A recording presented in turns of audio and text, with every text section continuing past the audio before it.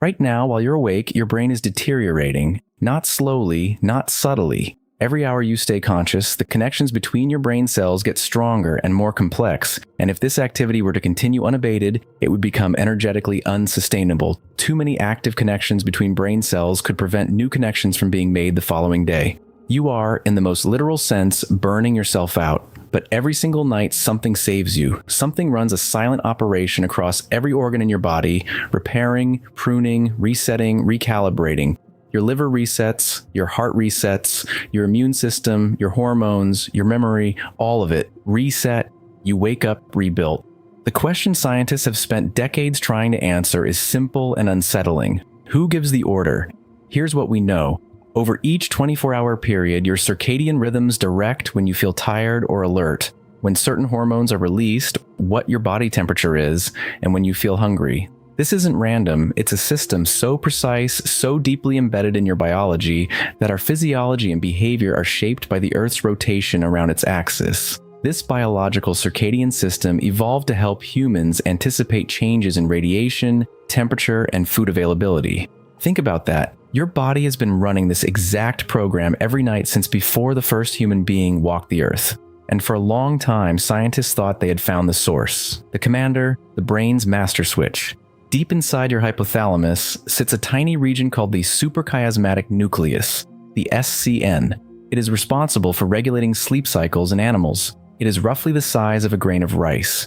The suprachiasmatic nucleus consists of two nuclei comprised of approximately 10,000 neurons on each side of the third ventricle, directly above the optic chiasm. 10,000 neurons. That's it. And yet, for decades, the prevailing belief was that this tiny cluster was the brain's all-powerful timekeeper, the one structure issuing commands to every cell in your body every night. The evidence seemed bulletproof. When researchers transplanted SCN tissue from one animal to another, the recipient adopted the donor's circadian rhythm pattern. Destroy the SCN, and the result is the complete absence of a regular sleep-wake rhythm. It seemed definitive. Case closed. Except it wasn't. Because while researchers were celebrating the discovery of the brain's master clock, something strange was happening in other labs. Scientists began looking more closely at individual organs, the liver, the heart, the lungs, the gut, and what they found completely changed the picture. The cell-autonomous clock has been found to be ubiquitous. Almost every cell in the body contains a circadian clock. Every cell. Your liver isn't waiting for orders from your brain. Your heart isn't waiting. Your skin, your gut, your pancreas, peripheral clocks within the brain, heart, liver, gut, pancreas, adipose tissue, adrenal glands, lungs, and skeletal muscle independently regulate organ-specific functions. This is where everything gets strange, because if every organ has its own clock and every cell runs its own 24-hour program, then what exactly is the SCN doing? Is it really the commander, or is it something else entirely? The SCN is not, therefore, a driver of peripheral rhythms. It is a coordinator and synchronizer at the head of a distributed network of cellular clocks. The SCN doesn't give the order, it keeps everyone on the same schedule. That's a fundamentally different thing, and it tears open a question that science still hasn't fully answered. If the SCN goes down, if the commander falls, can the organs keep running on their own? Researchers decided to find out.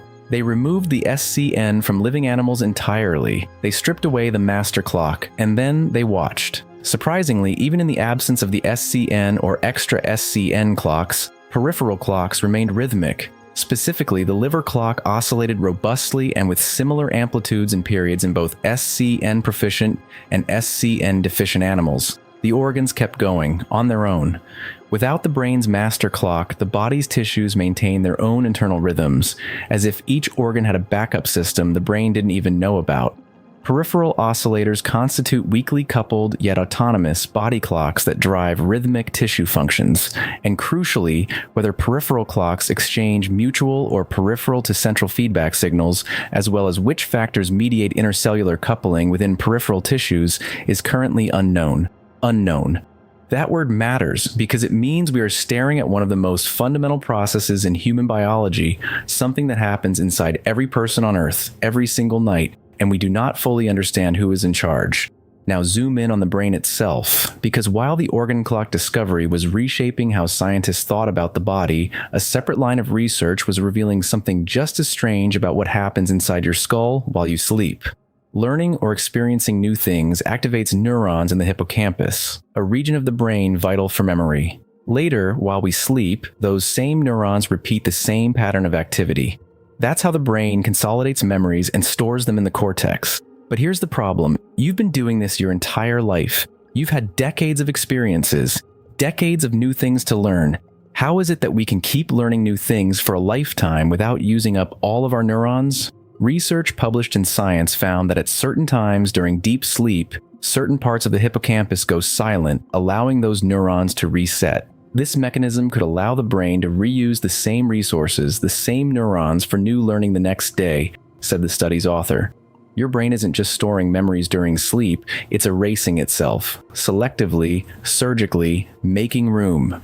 And a 2024 study published in Nature found the timing of this process is even more specific than anyone realized. During sleep, the brain weakens the new connections between neurons that had been forged while awake, but only during the first half of a night's sleep. The findings still leave an open question around what function the latter half of a night's sleep serves. Think about that. Scientists now know what the first half of your sleep does. They still don't know what the second half is for, and this is where the story takes its darkest turn. Because what happens when this system breaks? When the reset doesn't happen, or happens wrong?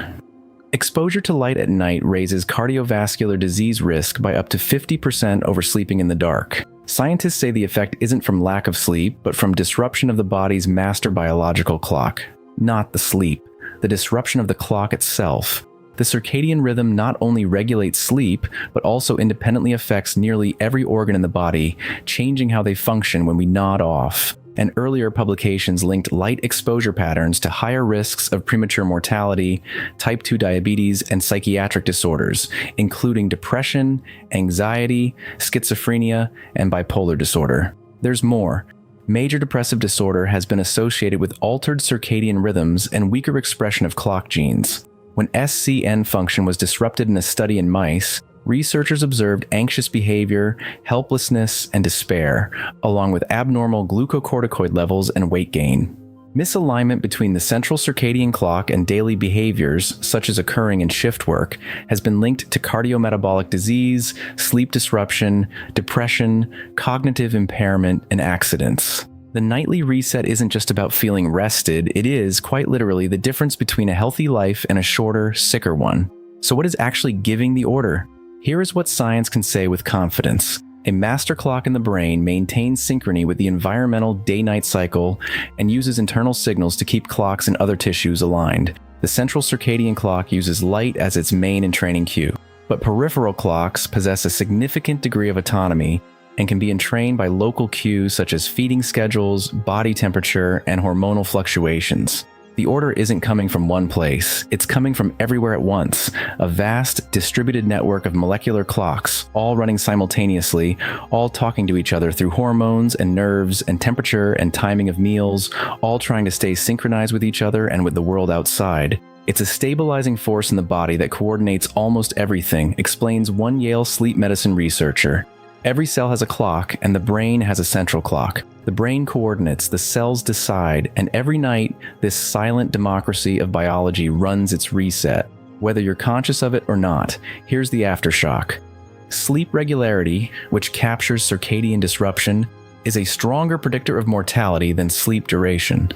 Not how long you sleep, how consistently you sleep. The stability of your reset schedule matters more to how long you live than the number of hours you're unconscious. Modern life works against a well-functioning circadian clock. Today, our nights are not as dark as in the past, but for many of us, our days are not as bright either. We evolved outdoors where sunlight sends a strong daytime signal. Today, we spend 90% of our time indoors under weak artificial light. Every night, your body attempts the most complex biological maintenance operation in the known universe. Trillions of cells, each running its own clock, each performing its own version of the reset, all trying to synchronize. And the extraordinary thing, The part that should stop you cold is that this has been happening inside you every single night of your life, running perfectly in silence without your permission or your awareness. Something is giving the order. We're still figuring out what.